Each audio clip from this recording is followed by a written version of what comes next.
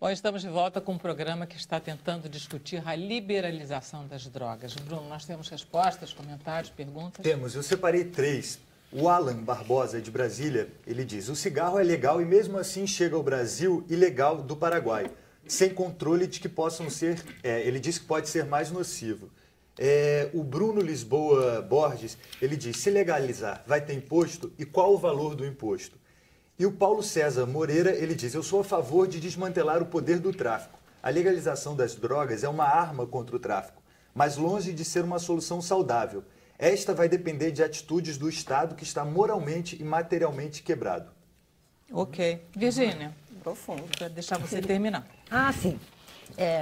Então, eu penso que esse tema ele precisa ser muito mais discutido. A Flávia acabou de dizer, ele é discutido muito superficialmente, né, na sociedade, e nós precisamos encontrar respostas, né, para que ações possam ser tomadas. Você acha qual é o principal problema das drogas? Eu acho que o principal problema, eu quando estudei o crack, eu fiz uma pesquisa muito grande em São Paulo. E aí, eu fui a uma palestra no Palácio dos Bandeirantes, eu saí do Palácio dos Bandeirantes, eu estava andando em São Paulo, eu nunca tinha visto uma Cracolândia. Quando eu me deparei com uma Cracolândia, eu entrei em estado de choque. Porque uma coisa é você ver uma escola de samba pela televisão, a outra coisa é você estar na avenida. Você vê a Cracolândia na televisão, né? Porque ninguém se aproxima. Eu vi pessoas ali num estado de miséria, miséria orgânica, miséria existencial, miséria. A partir daí, né, a minha preocupação, que já era grande, passou a ser maior ainda, né? O que se pode fazer? Aí a minha pesquisa era consumo de crack, né? A minha hipótese era, né, versus sentido de vida. E aí fiz um instrumento, né, apliquei. A maior parte das pessoas, dos usuários, dos cracudos, né, foram unânimes em dizer, quando eu conseguia, né, conversar com eles, que eles estavam, aspas, né, não sob efeito da droga. A minha vida não tem sentido mesmo.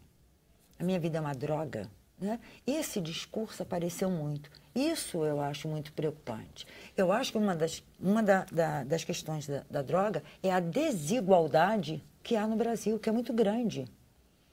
Então, eu penso que essa questão que nós estamos discutindo aqui, ela tem que ser discutida e muito discutida, assim. Antes de qualquer atitude. Antes de qualquer atitude, certamente. Orlando, qual é o principal...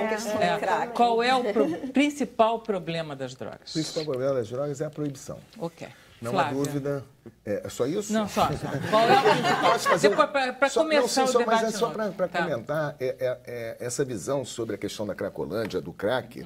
Pô, se essa pesquisa fosse feita nos anos 80, na Bolsa de Valores do Rio de São Paulo, onde pessoas no pregão usavam cocaína e ficou famosos os UIUPs, a resposta talvez deles sejam outras, porque eles estão usando a mesma droga, porque o princípio ativo do crack é a cocaína, e a sensação de quem fuma crack é a mesma sensação de quem fuma cocaína. Quem falou isso foi o neurocientista, o Carl Hart. Então, evidentemente, as respostas vão ser diferentes, porque o que nós estamos discutindo não são as drogas, estamos discutindo as pessoas que usam as drogas. Né? Então, a cocaína, né, passa a ser uma droga produtiva, de IUP, de quem opera na Bolsa de Valores, e o crack passa a ser uma droga de zumbi, de quem não vê sentido na vida. Mas, na verdade, isso não tem nada a ver com as drogas, isso tem a ver com a realidade social dos grupos que usam essas drogas. E as drogas foram proibidas por conta exatamente dessa questão, dos grupos que consumiam essas substâncias, e o processo de proibição, que foi um processo político e continua sendo, visa fazer controle de pessoas que usam essas substâncias. Ok, é isso. Flávia, qual é o principal problema das drogas? Eu acho que é a falta de profundidade do debate. Eu acho que a gente discute de uma forma muito superficial, né? Só com um ângulo de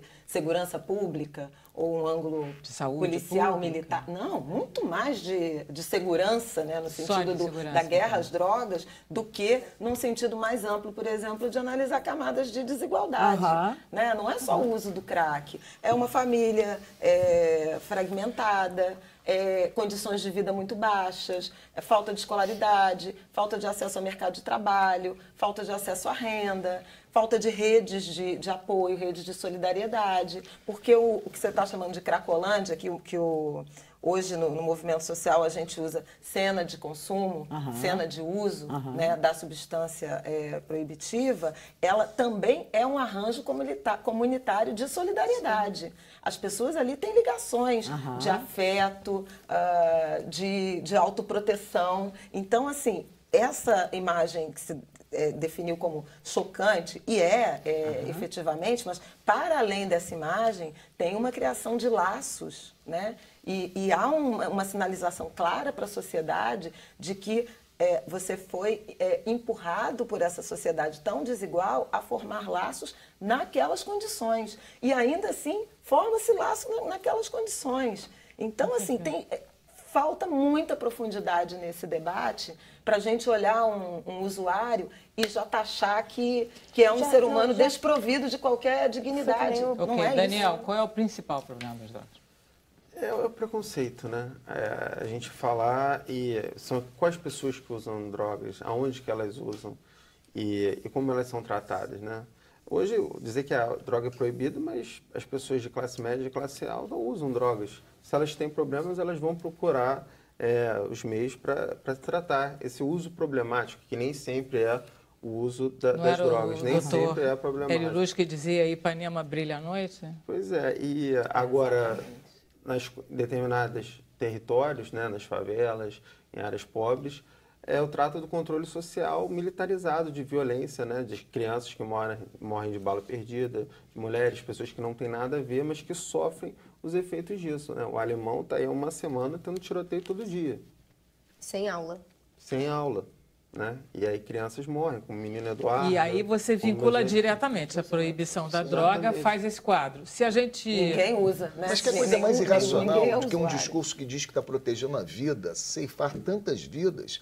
Quer dizer, matamos tanto para proteger a vida, isso é de uma irracionalidade que só isso já seria suficiente para a gente falar em legalização. Não, sem tudo bem, contar Orlando, mas que se a hoje gente... o lugar que mais se tem registro de tráfico de drogas na cidade do Rio de Janeiro, flagrante de tráfico, é em Bangu, porque os flagrantes são feitos dentro do sistema prisional. Não tem lugar onde tenha mais tráfico de drogas, prendemos traficantes para aumentar os registros de tráfico. É de uma irracionalidade. Não, é o que a Julieta fala, você vai para a escola do crime e você vai, inclusive...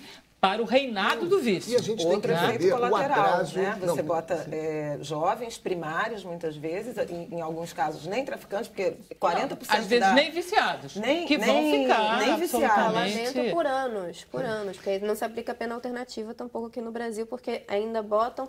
Exceto na Lava Jato. É outro debate que podia haver, as penas alternativas. Mesmo aqui no Brasil, o tráfico de drogas ele é considerado ainda um crime equiparado e hediondo. Então, a pessoa que e o jurista aqui do meu lado pode me ajudar se eu falar besteira, que eu não sou da área de direito, mas a pessoa tem menos direitos a progressões de pena. E foi só no meio do ano passado que o STF entendeu que o tráfico privilegiado, que é aquele de réu primário, que não tem ligação nenhuma com uma facção criminosa ou alguma organização, que esse tipo de tráfico específico, ele não seria entendido como equiparado ao hediondo. Todos os outros tipos eram, e tem tribunal que até o final do ano não aplicava esse entendimento. Esse fascínio pela droga, Orlando, você que é delegado, data de quando? Essa mania de prender todo mundo e exterminar, vamos lá, exterminar a droga e os drogados.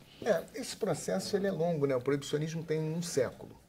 A proibição dessas drogas data do início do século XX. Sim, mas a tua carreira de delegado. Mas a partir dos anos 90, a gente tem um acirramento nesse debate sobre as drogas, né, que foi um acirramento político que se deu, inclusive, num debate acerca de qual posicionamento que o Estado e as forças policiais têm que ter em relação a esses territórios que são ocupados pelo varejo do tráfico de drogas. Porque, na verdade, Orlando, desculpe até, eu acho que o que se entendeu, talvez, Vera, é o seguinte, é que ao invés de se buscar uma política educacional, se buscou a política da repressão, né? E aí vai um pouco de encontro ao que ele está falando e também é o que né, a doutora disse, enfim, todos estão falando. O grande problema talvez seja econômico, dá muito dinheiro para muita gente e serve a muita gente. E aí vai dentro do que o Orlando falou, quer dizer, tem uma questão geopolítica, tem, aí vai crescendo, e aí está tudo ligado, sim, a uma questão, sim, e essa social, que é a grande prioridade, né? porque dá dinheiro para muita gente, mas quem vai, né, para a cadeia e para a vala, usando terminologia, né,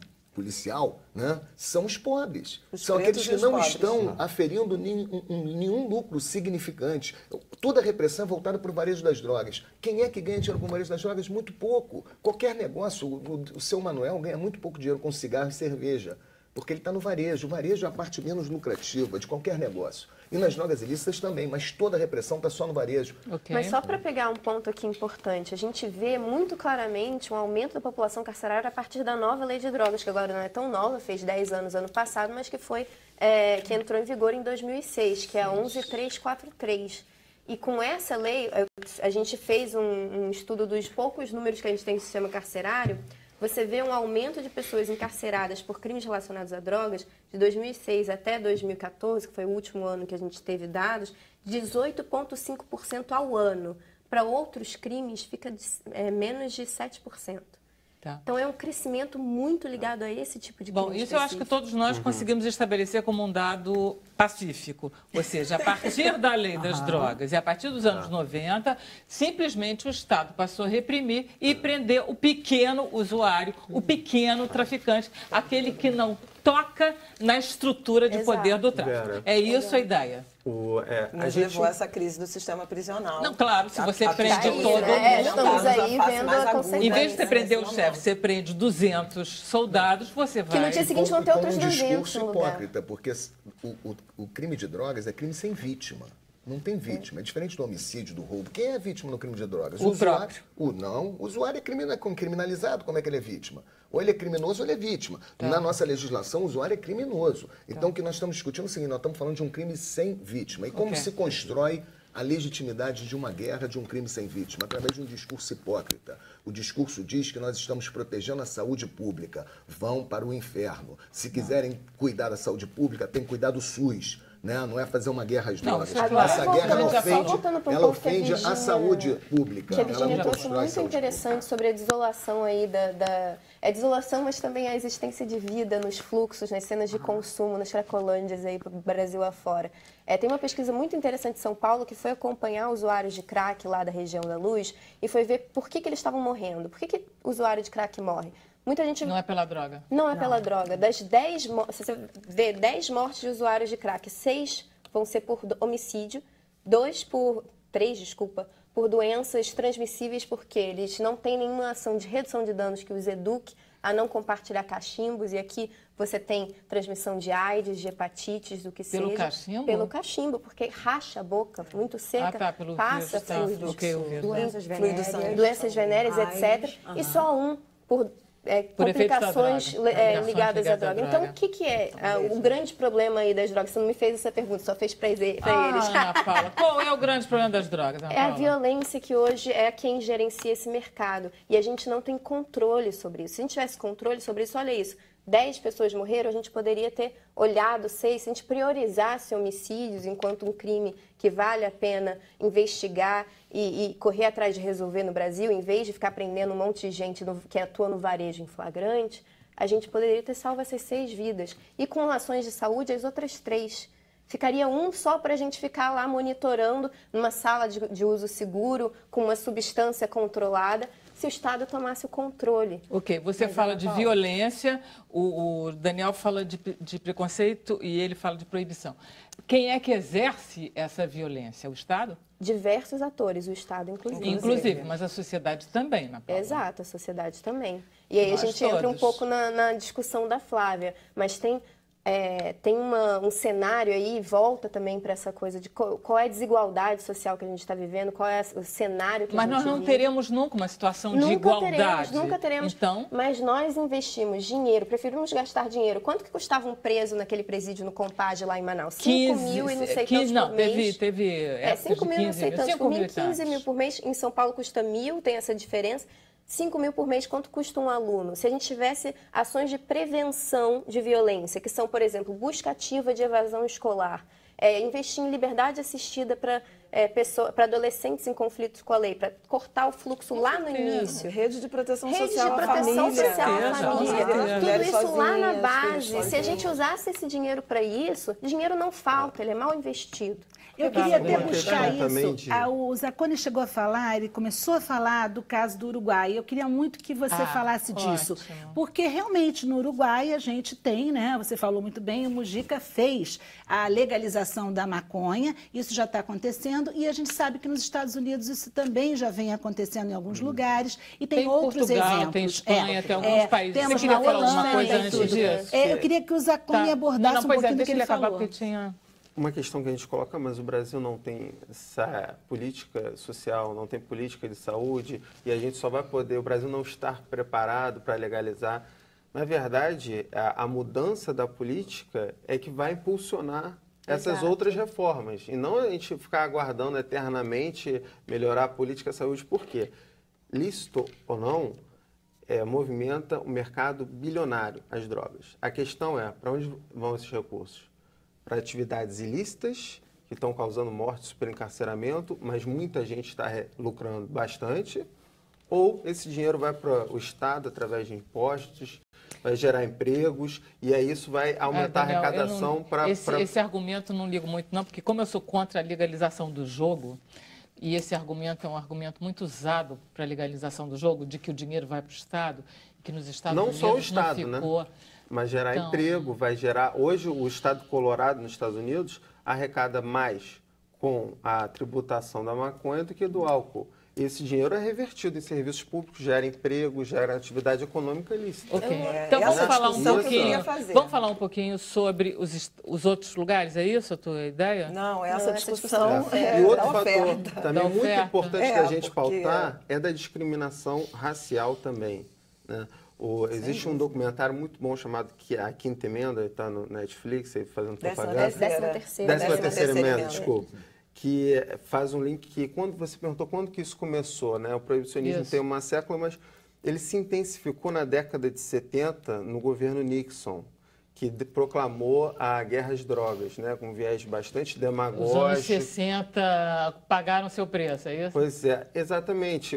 E aí foi um grande apelo, né, de guerra ao crime, de guerra às drogas, e isso teve o efeito prático de retroceder nas lutas dos movimentos de direitos civis na década de 70, lutas de igualdade.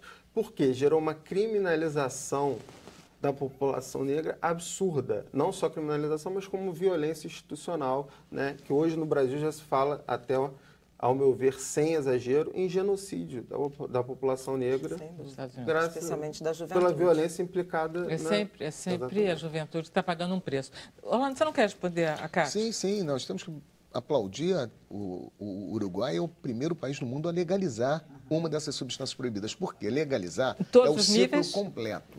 Legalizar tem que ser produção, comércio e consumo. A experiência que teve na Holanda, que muitos dizem que não foi bem sucedida e teve seus problemas, é exatamente por isso. Porque eles regulamentaram somente o comércio em alguns cafés e o consumo. Mas a produção na Holanda nunca foi legalizada. A maconha tinha que entrar escondida dentro do café até hoje. Entra pela porta dos fundos. O tempo que a maconha entra no café é totalmente ilegal. É como se fosse fechar os olhos. Continua sendo o problema da isso gera problemas. Então, o primeiro país no mundo a legalizar uma dessas substâncias que foi em convenções internacionais proibidas foi o Uruguai. E o Uruguai hoje é o único país no mundo que tem política para drogas, porque dá um tratamento igual para todas as drogas. Quando o Mujica legalizou a maconha, ele proibiu a propaganda da maconha em qualquer veículo de comunicação. Alguém chegou no ouvido dele e falou assim, mas e o álcool? Tem propaganda, proíbe também. Hoje, no Uruguai, é proibida a propaganda do álcool em qualquer veículo de comunicação. Isso é um país sério. É um país que quer tratar com uma política séria para drogas. E só se consegue política pública para drogas com as drogas regulamentadas. Como é que você vai fazer política pública com droga proibida? Aí é política criminal. O Uruguai produz maconha? Sim, está começando, né? Está no processo de produzir. Mas é pequeno. Eu vou fazer também o advogado do diabo. O Uruguai é um terço do Rio de Janeiro. O Uruguai é o tamanho de São Paulo. Quer dizer, vamos ser bem sinceros também. Escala, né? O Brasil é um país continental. A gente tem uma questão. Temos uma fronteira 18 mil quilômetros. Que vamos arrecadar mais do que o Uruguai. Não é só arrecadação. Regulamentar também não é tão simples quanto foi no Uruguai. E eles estão tendo vários problemas também de licenciamento, estão tendo dificuldades, veem resistências. Por exemplo, quem é responsável pelo registro são os Correios. Eles provavelmente o mesmo problema que o Uruguai teve quando foi o primeiro país do mundo a acabar com a escravidão. É o mesmo problema, porque na época que o Uruguai acabou com a escravidão, os outros países do mundo questionavam, que foi uma pergunta que você fez. O que os negros vão fazer quando ficarem livres? Exatamente. Vão comer o quê? Vão fazer o quê? Esse é o meu medo da liberalização. A nova Lei Áurea. Eu sinto libera e não tem política pública. Então, olha só, eu sinto lhe informar, mas essa pergunta tem, não estou dizendo por sua parte, mas historicamente ela tem um cunho racista. Quem colocava essa questão na época do debate sobre o fim da escravidão eram os que eram contra o fim da escravidão. Aqueles que eram contrários ao fim da escravidão usavam um argumento. O que os escravos vão fazer? Eles vão assaltar a gente, porque eles não vão ter mais como se sobreviver. E aí o que fizeram? Em vez de política pública, legislação criminalizando, criando formação de quadrilha, criminalizando quem não tinha emprego formal, então, as manifestações culturais. Então, por conta disso, muitos vão dizer então que a escravidão era melhor. O argumento é tão racista que a conclusão seria que a escravidão seria melhor do que isso. É a sociedade que não discute profundamente as suas questões. Gente, não olha é só, argumento. A gente pode voltar às drogas? Claro. Então, racismo, drogas. A liberalização pode ser a nova lei áurea, no sentido de libera, resolve um problema. Mas se a gente voltar para a libertação da escravidão resolve um problema Uruguai, de consumo, mas não resolve a questão da oferta, mas eu só da tenho 1h30, destinação dos recursos e de saúde pública. Eu só tenho 1h30. Mas é importante ser dito. Não. Virgínia, muitos telespectadores, não é? Estão querendo saber quais são os efeitos da droga, qual é o tratamento para a droga. Isso existe. Não só ela pode falar, nós todos podemos falar. Não era só uma resposta. Eu acho que são várias perguntas para que possamos responder ao nosso telespectador. Por exemplo, o Brasil era um país de rota da cocaína e do crack. Não é mais? Rota. Hoje, ele se transformou no primeiro mercado de crack e no segundo de cocaína. Aumentou, então, o consumo interno. Aí, a minha pergunta é... não está funcionando, né? Eu não sei se é por aí. Eu acho que é essa. Então, né? Virgínia, se você não acha que é por aí, é porque você acha que é por outro lado. Então, diz pra gente, qual é a sua visão? A minha visão não é pela questão da proibição, que a gente tem que discutir, como a Flávia falou, e não é superficialmente. Eu acho que nós temos que discutir e discutir muito. Mas por que as pessoas passaram a consumir mais, Virgínia? Do seu ponto de vista, você que lida, trabalha com um problema na saúde. Eu acho que o que há como o Brasil que as pessoas estão consumindo mais drogas? Cada um o seu tipo. Né? Drogas lícitas e drogas ilícitas. O que está acontecendo com as pessoas que elas não podem lidar com elas mesmas? Eu acho isso uma questão importante. Eu acho que a falência da família é uma questão importante. Eu acho que há vários aspectos existenciais que precisam ser vistos, porque a questão não é legalizar, né? Que aí é o processo inteiro. Né? Eu acho que a questão não é nem legalizar, nem continuar da forma que está. Porque senão nós vamos atacar o sintoma, nós não vamos atacar o problema. Você acha então que a descriminalização pode ser uma saída nesse sentido?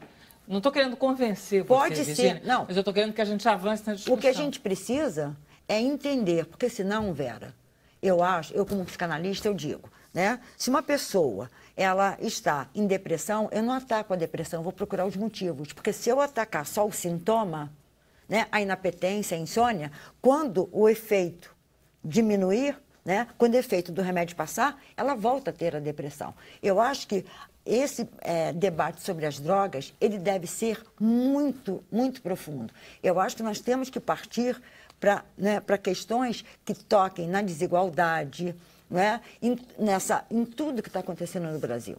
Então, eu penso, a princípio, nesse momento, eu sou contra.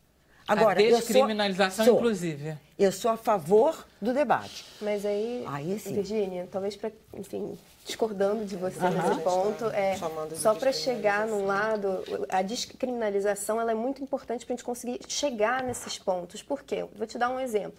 Se hoje um policial, a gente conhece qual é a situação dos policiais militares aqui no Rio de Janeiro. Eles vivem uma situação de estresse absurdo, não estão recebendo, a gente teve agora essa coisa da paralisação, né? Muitos deles têm problemas com drogas. A gente entende que o problema dele, cara, é super, hiper, duper complexo. Agora, se ele chega para alguém e fala que ele usa drogas, o que ele é? Ele é um criminoso. Ele vai ser levado para ser julgado pelos seus pares e pode ser suspenso da sua corporação e não receber a devida ajuda. Então, concordo. A criminalização desse usuário, ela impede, ela cria, é uma fumaça.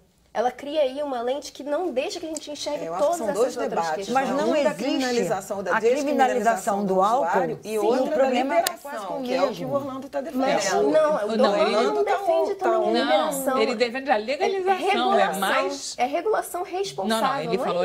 Não, gente, não. Liberação de toda a cadeia. Mas é isso, mas não é liberar. Liberar a gente já está liberado hoje em dia. O Orlando não está dizendo vai todo mundo fumar maconha, não é isso que ele está falando. Não, mas o termo liberação, o termo liberação que foi utilizado aqui é um termo pejorativo em relação à legalização. A regulamentação não é liberar. É justamente controlar. Liberado está agora.